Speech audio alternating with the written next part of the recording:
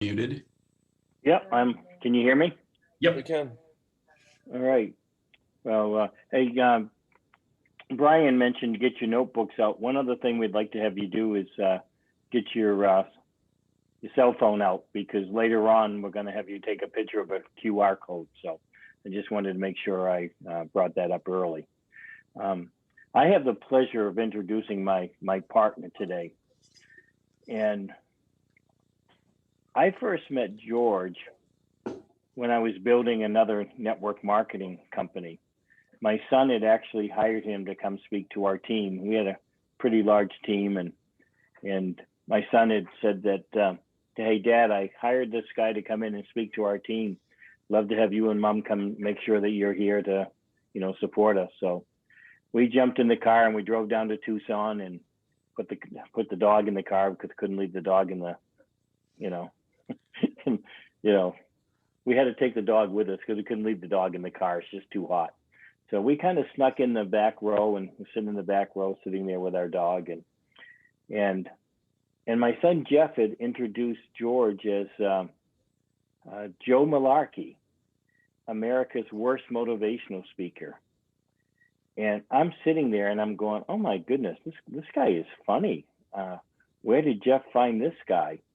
I found out later on that they were neighbors, but also found out that the routine that George was doing, which was Joe Malarkey, America's worst motivational speaker, and actually landed him into the Speakers Hall of Fame. And just to put that in perspective, barely one person out of every 100 is inducted into the Speakers Hall of Fame. And George was inducted in 2003, I believe. I'm sitting there, and as I said, I'm laughing at him. Little did I know that he was a stand-up comic for 10 years with Jerry Seinfeld, comics that came up together. Later found out that he was on a show called To Tell the Truth. Also was featured on 60 Minutes. They did a cover article of the LA Times. So I'm sitting there and I'm thinking, oh my goodness, wouldn't I like to have a guy like George on my team? Can you imagine the potential that, that type of person could have in building a network marketing business?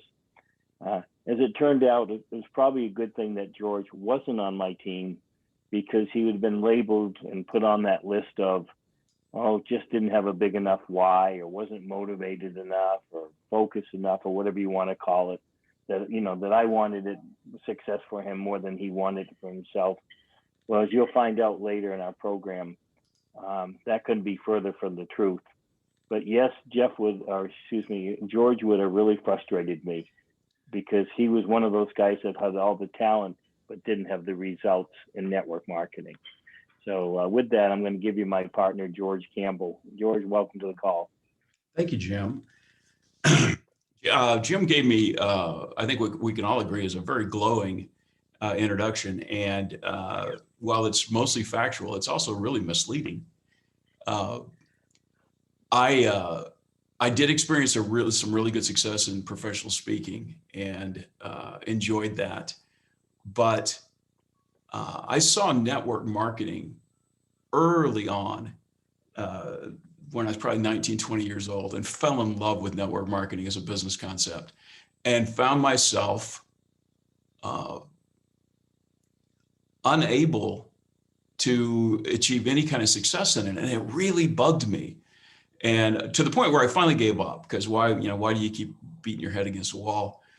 And then that's when I began stand-up comedy and professional speaking and everything else. But about 5 years ago, I wanted to revisit it, because it really bothered me why I couldn't achieve success in network marketing when I was able to achieve success in some other areas of my life. And so that began the initial research into what became the consistency chain and the book and the program and everything else.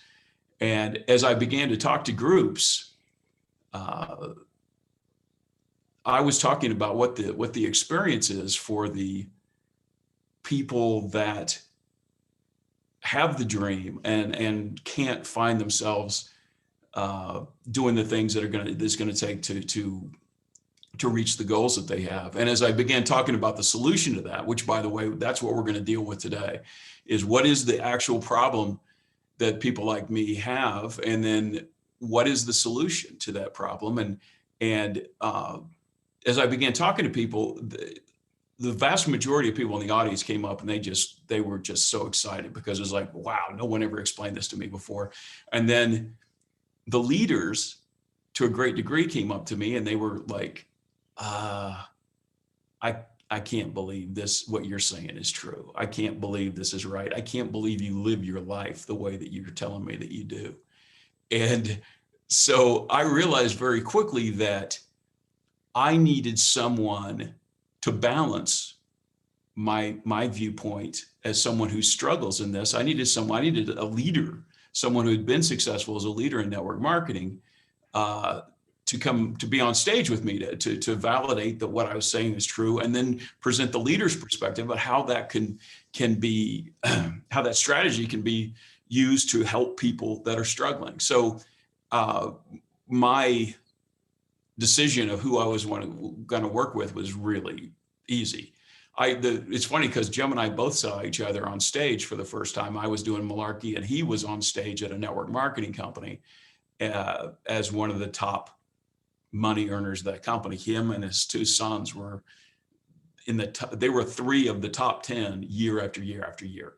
And so the first time I ever saw Jim he was on stage, and I was firmly seated at the back of the room with all the other people that hadn't achieved that kind of success or notoriety. And I said, that's the guy that I want to have as my partner in this. And Jim, I mean, you talk about somebody who has been consistently successful in virtually everything he's done. For whether he was a paper boy, and they had a contest that you could whoever got the most new subscribers won a trip to the Seattle World's Fair, and that was like the first 4 prizes, or the first 3 prizes was the Seattle World's Fair, and the 4th prize on down was a trip to go see the Yankees at Yankee Stadium. And Jim he just wanted to go see the Yankees, but he wanted to make sure that he did enough to get that, and so he actually was number 1, and so he actually had to negotiate down to the 4th position so that he the prize that he wanted. From that point, I mean, Jim started took a $500 investment and started a copier business in Maine, and built that copier business from $500 to a $17 million a year company. So in traditional business, he was successful. Retired early, which was his plan. Came to Arizona, and he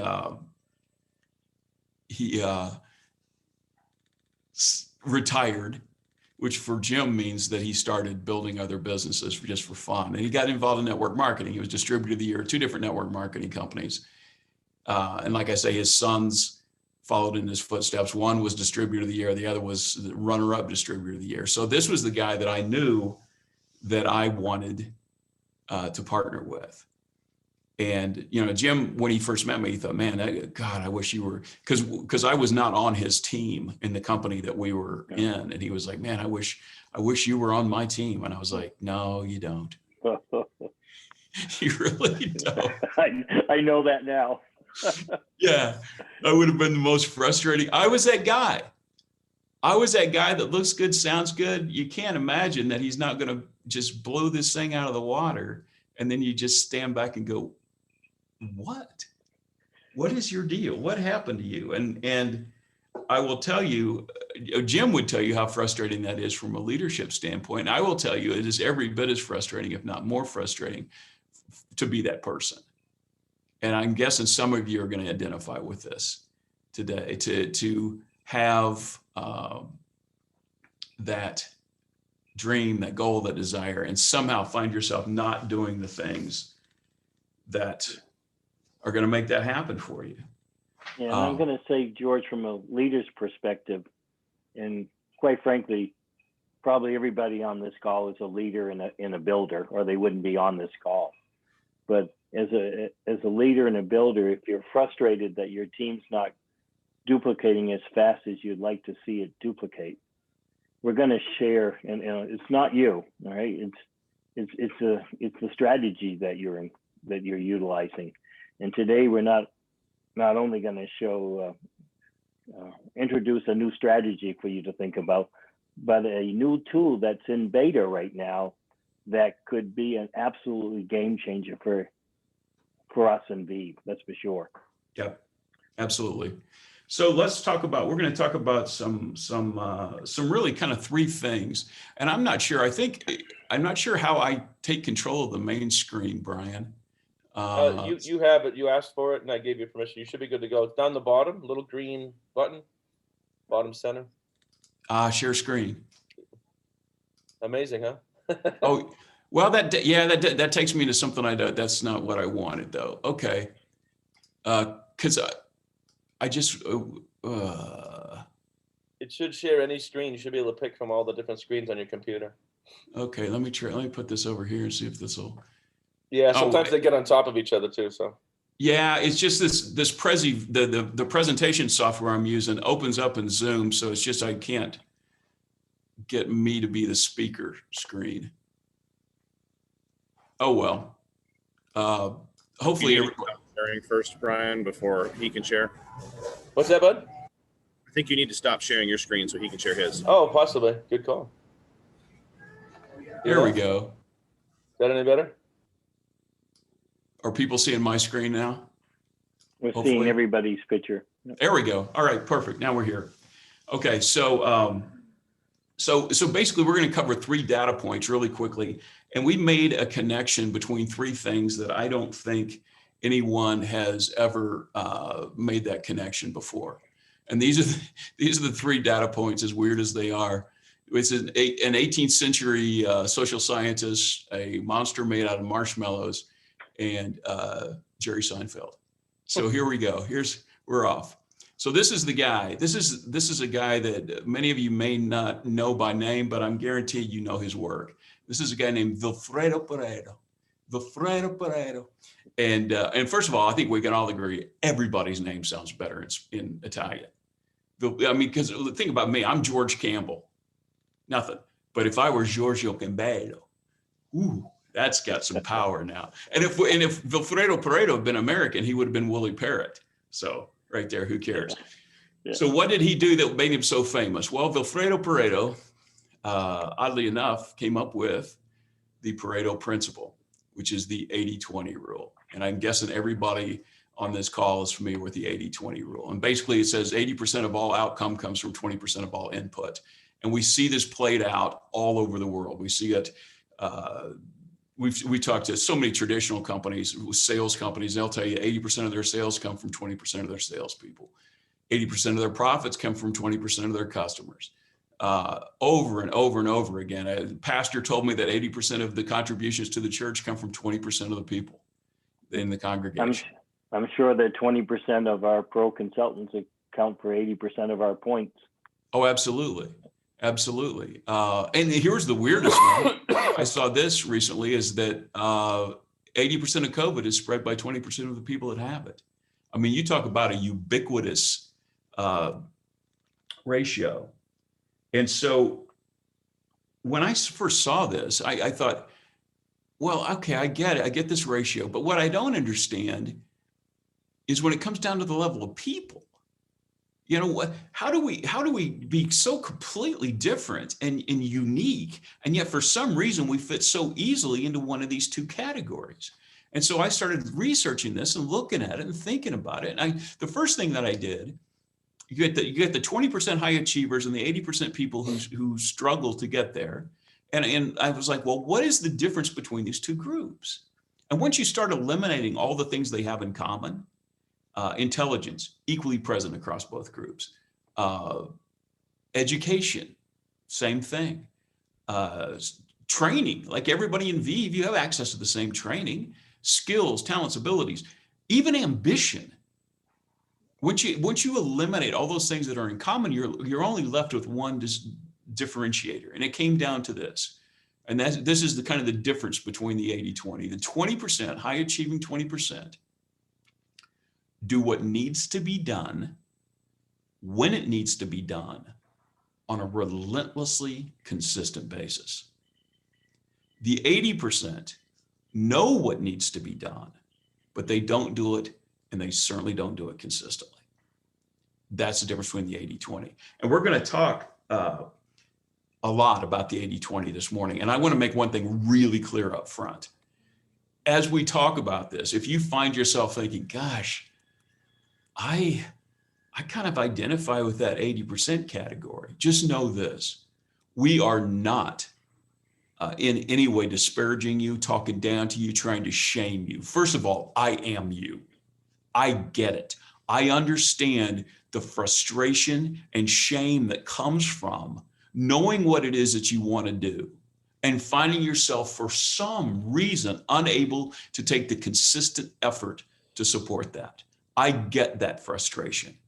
So in no way are we talking down to you. Matter of fact, because there's a tendency to think about this, well, there's something just wrong with you.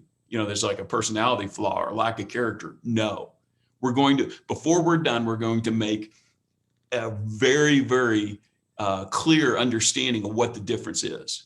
And it's got nothing to do with strength of character or anything else. It's much more, much different than what we've ever thought about.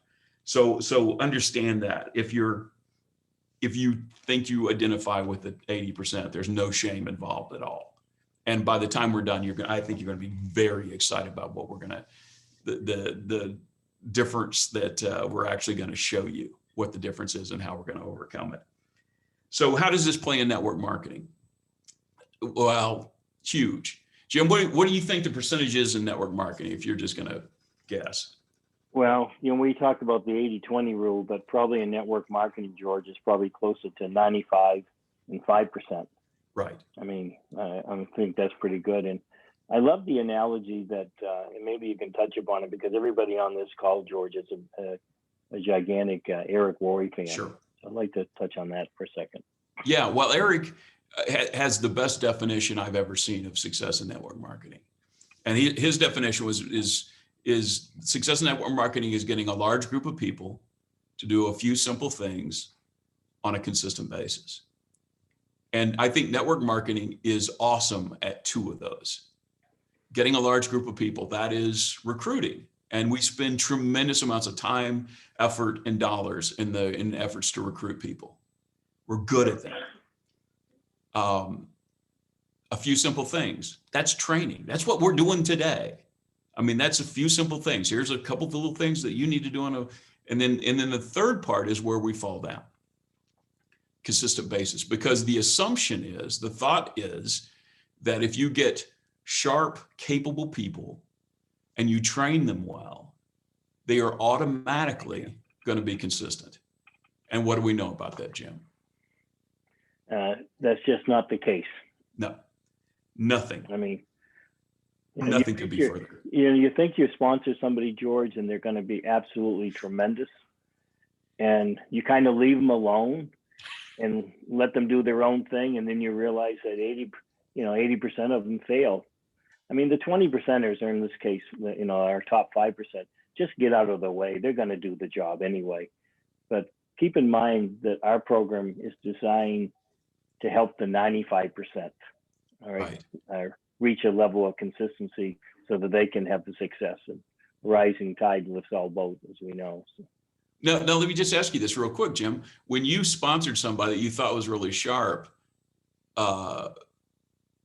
would you share with them the strategies, the plan, and everything that you did that made you successful? Yeah, I mean, as you know, George, years ago I came up with a scorecard called the Daily 8 Scorecard, which is 8 things that you have to do on a daily basis to be successful. And I just assumed that everybody would. I remember I gave George a copy of this, and he looks at these 8 things to be successful, and he looks at it and he says, "That's 7 too many for me." And it was, you got to be kidding me, right? And you think that a person that you bring on board is just going to be consistent in their efforts, but for the most part, they're not. So right, we need a strategy, obviously. Right, and that's almost a leadership trap in network marketing, is because it worked for me, it should work for you, and it should. There's no question about that. It should work for you. The challenge is I'm not going to do it. I'm not going to do it consistently, so it's not going to work for me. So there's this disconnect there. So why do we have this disconnect? Okay, So let's go to the next thing. This is my favorite graphic because it perfectly represents the challenge that we face, and that is Marshmallows and Monsters. So we're going to go back to late 1960s, early 1970s with a guy named Walter Mischel, and he was a researcher at Stanford, and he did what famously became known as the Marshmallow Test. Now, many of you have probably heard of this. If you haven't, here's a real quick summary. What they did is they rounded up 300 5-year-olds. Okay, first of all, I can't even imagine doing. I have a granddaughter that's 6, which is amazing because I have no children. And if I babysit her for half a day, I have to be hospitalized just from exhaustion. So the thought of 300 5-year-olds is beyond imagination. But he did it. God love him. It probably almost killed him. And so what he did is they brought the kids one by one into a room. They set them down at a table, and on the table they set a marshmallow. And the researcher said to them, "Listen, you can eat the marshmallow. It's yours to eat. But if you don't eat the marshmallow, I'm going to leave. When I come back, if that marshmallow is still there, I'm going to give you a second marshmallow, a little marshmallow double or nothing." So anybody want to just throw out a guess? And I know you can't talk, so this is not a fair question. Anybody want to guess how many of the kids ate the marshmallow? I'd say 80%, George. 80%. It's always 80-20. We could go through so many of these tests. It's always 80-20. 80% of the kids caved in, ate the marshmallow, 20% held out. And so I'm going to introduce you to a guy that I like to call Little Jim. Now, Little Jim, this is Little Jim at 5 years old. So let me ask you, Little Jim, what would you have done with the marshmallow? George, anytime I can get 100% return on my investment, I wouldn't have eaten the marshmallow. I would have waited for the second one. Exactly. So now let me introduce you to a guy I like to call Little George. Oh, there's Jim with his 2 marshmallows right there. Here's a little guy that I like to call Little George. And I will tell you this right now, Little George would have eaten the marshmallow before the researcher had time to explain the experiment. He would have gone, okay, so here's what, and then I would have been, there's no way. I'm going to eat the marshmallow. Matter of fact, we used to do this on stage, is where we would have the marshmallows, and then I would actually eat the marshmallow on stage. And then the other day we said, well, why we should start doing that on these calls, because that'd be fun. And then Jim asked me this morning, he said, are you going to do the marshmallow? Are you going to eat the marshmallow on this call? And I said, no. And he goes, well, why not? I said, because I don't have any marshmallows. He said, well, I know you bought marshmallows. I'm like, yeah. He goes, well, what happened to them? I go, I ate them. Well, this never changes. So this is a cute little story. Marshmallows, marshmallow double or nothing. And but the cute, and you can go online and look at these videos. It's hysterical to watch these kids. But the thing that takes us from being cute to being something that's significant is this. They realized this was done in the late 1960s, understand. They had all the contact information so they could track these kids through their lives to see if there is a fundamental difference between the kids that did and didn't eat the marshmallows. So here's what they found out. They tracked them into their mid-teenage years. They found that the kids that did not eat the marshmallows, the 20% that did not eat the marshmallows, had higher GPAs, higher SAT scores, and were judged to be more socially advanced. Midlife, they found that the people that did not eat the marshmallow, the 20%, had more educational attainment, more professional advancement, lower divorce rate. They were healthier according to body mass index. And then finally, we get to the thing that is the key to this whole thing. 2011, they bring them back one more time. Now we've had advances in technology and medical technology especially, so that we can actually now put somebody in a functional MRI, and we can look at the activity in parts of the brain in real time in a real living human being. And here's what they found out. A technician, they brought those kids back who are now in their 50s. They brought them back. A technician could look at the activity level in one of 2 parts of the brain and tell you with 100% certainty whether or not that test subject did or did not eat the marshmallow 45 years prior. That's scary, George, if you think about it. That's the monster. Yeah. Because what that means is that by age 5 and probably beforehand, we are pre-wired for either instant gratification or delayed gratification. And when it comes to consistency, instant gratification and delayed gratification are the exact same thing as consistency and inconsistency. So here are the two areas of the brain that we're talking about here. So it's the prefrontal cortex and the ventral striatum. And these are two very, very different parts of the brain. The prefrontal cortex, this is the part of the brain that somebody like Jim is going to use. This is the executive functioning part of the brain. It's the part of the brain that has the ability to look at an action in the moment and project what the likely outcome of doing that action repeatedly is going to be. So give us an example. So as you know, Vive just has a contest going on where if we enroll 3 pro consultants, we get an extra $150 bonus. And as soon as I saw that, I go, oh, okay, I need to get out my follow-up sheet of people that I've shown Vive to. I need to start calling some of these people.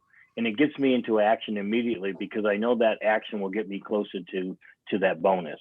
So that's the part of the brain that I think in, something that allows me to take action immediately because I can visualize the light at the end of the tunnel, basically. Right. So let's contrast that with me.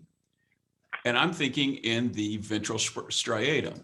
So the ventral striatum is a much more primitive part of the brain. It developed millions of years before the prefrontal cortex. And the ventral striatum was designed to keep me safe millions of years ago. And it makes decisions based on 3 criteria. Is it easy? Is it safe? Is it pleasurable? Now, these were really good criteria, a few millennia ago.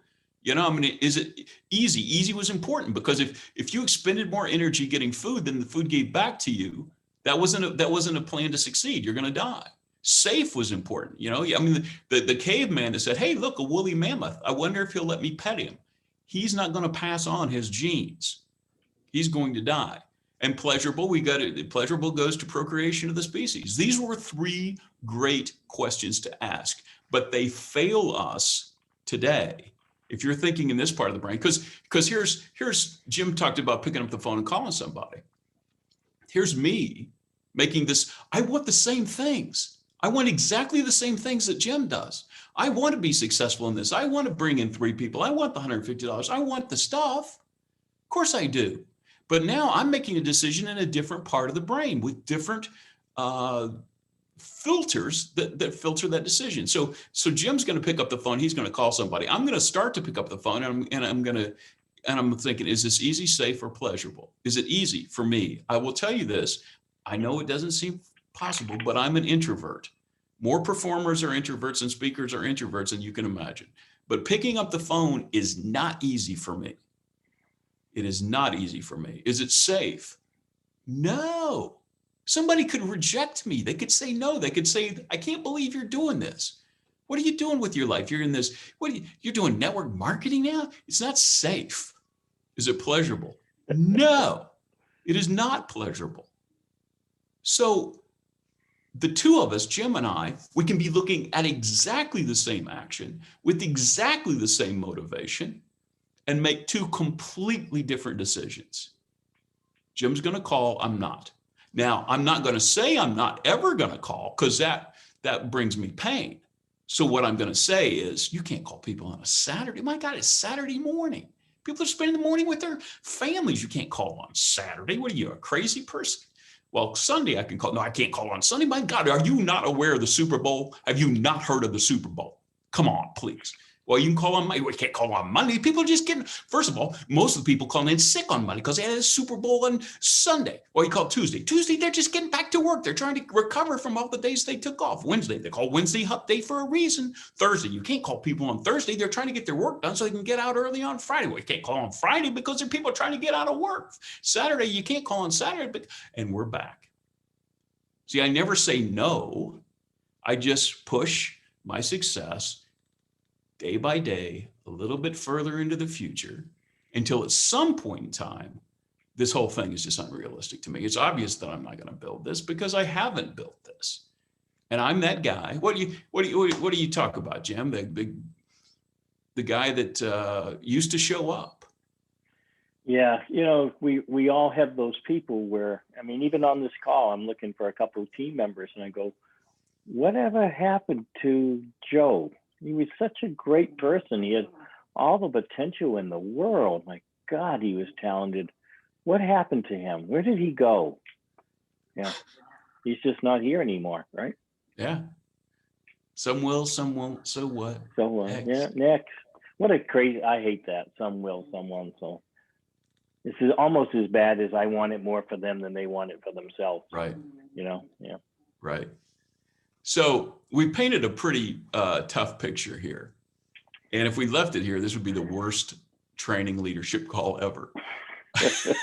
Which, if there's a part of me that thinks sometimes what I'd like to do. Might be, George. I was the worst motivational speaker. Why can't I be bad at this too? So, but there is a way out, and it's going to be not like you thought it was. So there's basically three options that we see here. So if delayed gratification is the key to success, if consistency is the key to success, and I'm not good at that, and because I'm wired that way, apparently, and I'm making decisions in the wrong part of my brain, what am I going to do? So here's our three options. The first one is I'm going to learn to delay gratification. And I will tell you, as someone who's not good at delaying gratification, this is going to be a tough road to go. I ordered 6 books. When I figured out, okay, delayed gratification is the key, I ordered 6 books from Amazon on how to delay gratification. I read all 6 books. I didn't find anything in there that seemed useful, helpful, or would work for me. And here's how I should have known that it wasn't going to work for me. I ordered the books from Amazon, and I ordered them on Kindle. Okay, so what I'm saying is I ordered books on how to delay gratification, and I ordered on Kindle. Why? So that I could get them instantly. Wow, who could have seen that this wasn't going to work? So that's the first option. Second option, this is the most popular option. Just give up. Right? Quit. Yeah. Quit. Yeah. And Don't the tell majority, anybody. Don't tell anybody. Just quit. Yeah. just slowly move into the mist. And this is what we see in network marketing a ton. These are the people. This is me. George was so excited. George was at all the meetings. George was doing this, and then whatever happened to George? And he just goes away. The third option is this. And that is this. If instant gratification is a reality in my life, and it is the thing that I'm banging my head against day after day after day that I just can't get past, then what if instead of seeing it as a impediment to my success, what if I see it as the fuel to my success? What if I could actually take instant gratification and put it in service of achieving long-term goals? And that's the key. That's what we're going to do. We're going to quit fighting our essential nature. We're going to lean into it, and we're going to let it take us where we want to go. So the example of this is Jerry Seinfeld. So I kicked around in comedy clubs for 10 years, and Seinfeld and all those guys were my contemporaries. And so when I saw an article online with Seinfeld, I read it because I know Jerry a little bit. And he was talking about this kid that came up to him, a young comic, came up to him and said, "How do I become Jerry Seinfeld?" And he said, "Well, first of all, that was never my goal to become Jerry Seinfeld. The limos and Learjets and estates and Porsches, that was not the goal." He said, "My very, very simple. And by the way, we're going to get into this because this is key. But he had a goal that defies all the goal setting that you've ever been taught." He said to this kid, "My goal was to become a better comic." And that defies all the, that's not specific, it's not measurable, it's none of the things that we attach to goals. And he said, "My goal is to become a better comic." And he said, in order to do that, what I decided I was going to do is I was going to pick one, what we call a high leverage activity, one action that if I did it on a daily basis would result in me becoming a better comic as rapidly as I could. And he said his decision was, I'm going to write jokes every day. So what he did is he got a calendar and he wrote jokes that first day and he put an X on the calendar. He wrote jokes the second day. He put an X on the calendar. Now, the genius of Jerry Seinfeld, the reason why Jerry Seinfeld got paid $800 million for the syndication rights of Seinfeld was this genius insight that I'm about to tell you. He did not look at that calendar and see 2 X's on a calendar. He looked at that calendar and he saw 2 links of a chain. Day 3 and every day after that, he had one unbelievably simple goal, a daily goal that kept him in consistency. And his goal was simply this: Don't break the chain. Don't break the chain. Don't break the chain. That and what you're seeing, the Seinfeld, who is the highest earning comedian in the history of the world, what you're seeing is the compound interest on that daily consistency. That's what you're seeing. So let's talk about, I'm going to talk about this what we call ER directions, because better ends in ER. So ER directions, what they allow us to do is to use our desire for instant gratification and make it work for us every day. So let me give you the example. When I saw this article, it took me about a month to take action on it, but I thought, this whole break the chain thing, let's see what would happen if I actually did that. So I picked an activity that I had never done consistently, which was working out. And I said, okay, I'm going to work out 45 minutes to an hour a day, every day. That's completely unrealistic based on my history, but okay. So I started in August of 2016. I worked out, made an excellent calendar, worked out, made another one. Third day, chain. And I understand this. This is not the kind of person I am. This is not easy for me. I built a workout chain of 531 straight days of working out. Now think about that for a second. So what if you said, well, Vive is really important to me. I want to build my Vive business. What if you took a high leverage activity in Vive and did it 531 straight days? What would your life look like? And I'm telling you, it's completely possible. I know it's completely possible because I've done it. We know it's completely possible because we've had so many people that have taken on this strategy, and it works. I mean, it works. So the reason why ER directions work where traditional goals have failed people like me, it makes sense. A traditional goal, what is it? It is something off in the distance that I can't have right now, and I'm going to work towards, and it isn't completely certain. What is that? That is delayed gratification. And what have we established that I suck at? Delayed gratification. I'm awful. Traditional goals. I did all those goals so many times. Somebody introduced me to SMART goals. I was like, all right, this is the one: specific, measurable, assignable, R, never can remember, T, time-based. Man, I was like, yes, absolutely, this is the one. And so I set a SMART goal. I, George Campbell, assignable, will weigh 175 pounds, specific, measurable, on January 1. Woo, time-based. And then January 1 rolled around, which is a terrible day. Don't ever set a goal to end on January 1 because there's a very good chance you were at a party the night before. And so January 1 rolls around, and I get on my scale, 175, January 1. I get on my scale, and sure enough, man, I'm looking down with my little bleary eyes, and sure enough, 175. And I'm like, whoo! Now, if it had stopped there, that would have been awesome. But no, it goes to 205. And I'm like, Donna, I read that specific, man. It didn't work for me. Why didn't it work for me? Because it was delayed. It was based on delayed gratification, which is something I'm not good at. Why did the other program, 531 straight days, why was I able to do that? Because it was based on instant gratification, something that drives me. This little subtle change where we're headed in the same direction. The SMART goal and the ER direction we're going on parallel tracks. It's just that this is a track that I'm actually going to be able to travel on. It's going to take me to the same place. But and you now feel good about yourself every day, George. Yeah, every single day I won. Yeah. I would come, because here's the deal. We set up, let me go back. With the ER direction, which was, for me, my ER direction in health was I want to be healthier, stronger, fitter. ER. Healthier, stronger, fitter. And what happens, I would go to the gym, I would come back from the gym, I could look at the mirror, look at myself in the mirror, and with complete integrity, look at myself and pride, I could say, you know what, George?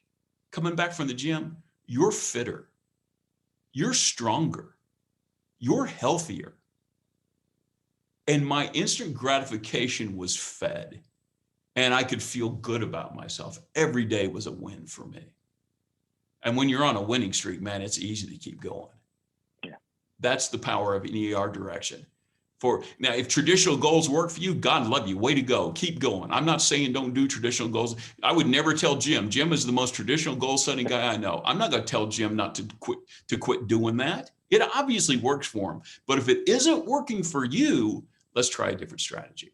Or if it's not working for some of your teammates that we've sponsored. That's exactly. the truth, right? Exactly. And most of the people that you sponsor are going to be 80%ers. We think about 4 out of 5, Jim. That's what the number, we run the numbers. Okay. So and this brings up a question, a leadership question. How do you tell the difference between somebody that's a 20%er and an 80%er? And the thing is, you can't. People would have looked at me and said I was a 20%er, and they would have been completely wrong. Our advice to leaders is treat everybody like an 80%er, because you can't hurt the 20%. They're going to go above and beyond anything that you set for them anyway, because that's who they are. Yeah. But if you treat the 80% like 20%ers, they're going to be gone, because it's too far away. It's a delayed gratification issue. It's an inconsistency issue, and they're going to be gone. Yeah. So these 3 steps we have are very simple. Decide an area of your life that you want to focus on. We're assuming, because you had the interest and the initiative to show up on this call, we believe you're probably wanting to build a VIV business. So you decide on that area of your life. But this works in relationships, it works in health, it works in finances, it works anywhere that you want to use it. But we're going to talk about the way that you would incorporate this in a VIV, building a VIV business. Define your ER goal, your ER direction. So here's some of Jim, you want to? Yeah, from building a business, it could be, I want to be a better leader. I want to be a better recruiter, better prospector, better follow-upper, or whatever it might be. You need to take a high leverage activity, even though it might be small to begin with. It's something that is more important to do the activity consistently than whatever that activity is that you select immediately. Keep in mind that you can always increase the activity later on. The key is to have that consistent effort. And George, one of the things, we were on a call recently with Richard Brook, and he was talking about if you take a penny and you double it every day for 30 days. Now think about it. If you take a penny and you double it every day for 30 days, you'll have $5 million at the end of 30 days. But what if you took that same penny and doubled it every other day? What would you have at the end of 30 days? It was $163. So you talk about the power of consistency and the compound effect that you talked about earlier, George. You have to have that consistent action. Right, exactly. So when you're thinking of ER directions for your business, we have better listener, better prospector, better presenter, better sponsor. Those are possible ER directions. And finally, declare what your high leverage activity is going to be. What am I going to do on a daily basis that if I did this every single day, it's going to result in me ending up where I want to end up? Now, we have a program that we suggest called 21. Jim, you want to explain? Yeah, the 21 program really came about. I mean, I was thrilled to be able to partner with George 4 years ago, and we're launching our consistency chain business. We've now written 2 or 3 books, and we have an app and things in that line. But we really wanted to reach out to people so that we could get on stage. And with George's background, I said, well, George, all we have to do is implement our little strategy. Just talk to one person a day. And which I thought would be easy. As a 20%er, that's an easy, just talk. Who can't do that? And George kind of looked at me like almost like the deer in the headlight look, like, I'm not sure I can talk to one person a day. And then I said, well, can you at least reach out to a couple people? And he said, well, yeah, if I don't have to talk to them. And that's where we came up with the concept of 21, of reaching out to 2 people a day or talking to one. And a reach out can simply be on Facebook or LinkedIn, and it could just be, hey, Brian, I know a lot of crazy things are happening in our lives today.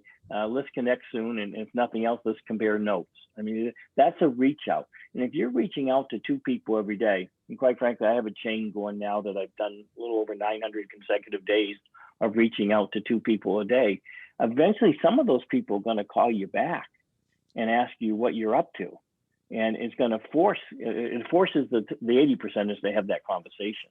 So it's a simple strategy of 21. You can, like I said, the leaders can increase that later on, or they can take that and do something different with it. It can be, reach out to 2 people, talk to 2 people, reach out to 10 people, talk to 5, whatever. But keep in mind, we're trying to appeal to the 80%ers, those people that don't have the ability to see the light at the end of the tunnel yet. So yeah. We have the ability to see it. We just don't believe it's ever going to happen for us. Yeah, you think it's an oncoming train, right? Yeah, and our personal history supports that. So reach out to 2, talk to 1. We will tell you this. This is the most important piece of advice we're going to give you. It's Saturday morning, whole day ahead of us. The people that struggle with this are people who never move. Take action today. If you're going to play 21, start today. As soon as this phone call's over, start today. There's a television show, The First 48, which means this follows homicide detectives. It says if they don't get a lead in the first 48 hours, the chance of solving a murder goes down to 50%. We're telling you that if you don't take action in the first 48 hours, the chances you ever take an action drops by about 80%. Now, we don't have any statistics to actually back that up, but it feels like a good number. We're sticking with it. Take action today. If you'd like to know more about, we're gonna tell you some really cool stuff here in just a second. We do have a book that's available on Amazon. If you want to know more about this, to dig deeper in this, the consistency chain for network marketing. Jim's holding it up. And then we have a thing that started out as a simple way for us to gain some numbers and get some metrics about how this works. And we started what we call chain gangs, which are these small 3 to 5 people, these little groups, these little support and accountability groups. The people check in on a daily basis, and I did mine and I did my activity, and there's a scoreboard and there's statistics, and you can track it, you can support each other. It's really, really fun. And what we saw is that people that were started out and we did pre-surveys to establish this. People that started out at a 5 to 10% activity range immediately went to 82, 83. And that's held through COVID, that's held through holidays and everything that you can imagine. So that little bit of support and accountability in an app, it's a web app. If you were interested in it, it's the chaingangapp.com is where you go. It's not in the app stores because it's a web app. So there's that. We would love for you to check that out. And then this is the newest thing, and this is the coolest thing. This is exciting. This is something we're working on, and we're testing it. We're going to be looking for beta testers. It's a tool. Well, this is put it the easiest way I can put it. If you're reaching out to people on, let's say, LinkedIn or Facebook or whatever, statistics will show you that if you're reaching out to 100 people, 56 people out of that 100 want nothing to do with you, don't want to talk to you. Even if you're giving away something for free, they don't want to talk to you. Right? And by the way, is there anything more like giving something away for free than Vive? I mean, you're basically saying, here, would you like some free money? And we still know that people say no to that, which is the craziest thing ever. Yeah. I'm sorry. So we have no, that's a great point, George. And we have a tool that we're working on right now where you can eliminate the 56% and only talk to the 46% that have some interest in what you have to say. And we're testing it with a couple other companies right now with tremendous success. We're going to do it with Vive. In fact, we're going to be looking for a couple people or a few people that want to test it for us. So right. So Vive is the second company that we've built this for. So this is when we told you to get. So what we saw with even the 21 program, reach out to two or talk to one, what we saw was the challenge for a lot of people in what we call the bridging conversation. How do you get from how you doing to this is what I'm doing? And that's a challenging conversation, that moment that you're trying to decide. Jim, it was funny, Jim just talked to a guy who's extremely successful in network marketing. He was asking Jim about, what do you say to people? And Jim, tell that story just real quick. Yeah, this is a guy that's very, very successful. And he called me and he said, well, I'm reaching out to people on LinkedIn right now. What do you say on LinkedIn? And I go, first I'm flabbergasted that he's even asking me, George. And I go, well, it's pretty simple. You kind of look at their profile and you write a little comment that's customized to them. And when you're only reaching out to 2 people a day, George, you can take those 2 people that you're reaching out to and make it very, very meaningful. Right. And as a result, it initiates a conversation so that they turn into one of the, they go from the 2 to the 1. So. Right. Well, and but he wanted your words. Yeah. What exactly. are the right? Would you text me the words that you use? And so we realized that he had me email it to him, which I'm going, really? Okay, all right. Sure. So we realized there's this gap in there where people sometimes don't make approaches to people because they just are not comfortable with the words. And we thought, well, what if we could supply the words?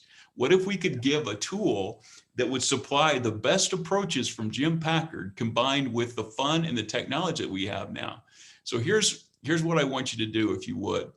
Don't take out your phone, and you're just going to get to see what this looks like in action, because we built the prototype for Vive. It's not done yet, but it's going to be really, really cool. It's going to be something that you could say to somebody when they ask you what you're doing. You say, hey, can I send you a link to a messenger message?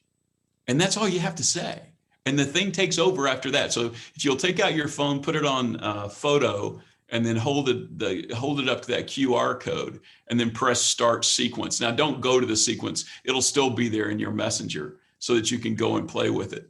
But this is the most fun, coolest thing. It eliminates what we call the unnecessary no. The 56% of people that are not going to do anything, that are not going to be a part of your business, it allows them to go in a way that doesn't affect you, doesn't decrease your enthusiasm, doesn't feel bad. It just allows them to make their decision and tell the bot no. So anyway, this is a really, really cool thing. And I guess with that, George, we'll turn it back over to Brian, unless you have something you want to finish with, George. No, I just, we're excited. I mean, first of all, we're appreciative that we were able to be on this call today, and we're excited we believe that Vive is just the coolest thing ever.